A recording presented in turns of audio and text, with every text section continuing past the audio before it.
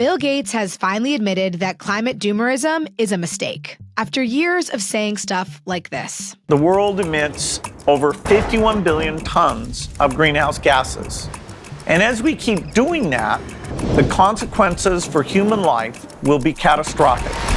And time is running out. Bill Gates now says this: climate change will not lead to humanity's demise. People will be able to live and thrive in most places on Earth for the foreseeable future. Climate realists like Judith Curry, Steve Koonin, Michael Schellenberger, Alex Epstein, Roger Pike Jr., and Bjorn Lomborg have been saying this exact thing for years: that climate change is not an existential threat, and that the singular obsession with carbon emissions has distracted us from solving real problems. But those scientists and writers were ostracized. They were censored on social media, protested, and in some cases, pushed out of their jobs. They were mocked as climate deniers for saying the same thing Bill Gates is finally admitting today. I'm glad Bill Gates has come around to common sense. Yes, the planet is warming, but it's not the biggest problem we face, and it's something humans are more than capable of adapting to. We've already adapted to 1.3 degrees of warming over the past 150 years, a period that also happens to be the most prosperous and productive time in human history. I welcome this shift to common sense, even though the climate doomerism Gates helped create has fueled a mental health crisis among young people. Half of young people polled by Lancet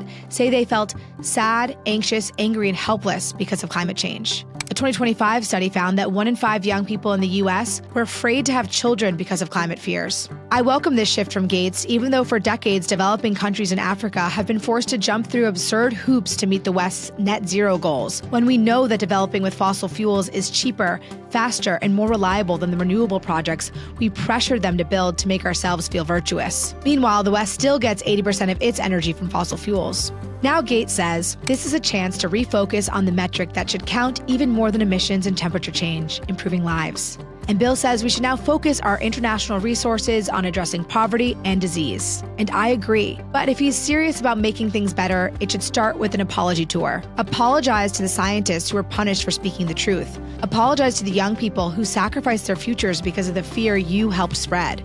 And apologize to the developing countries that were forced to stay poor, chasing green technologies that don't even work.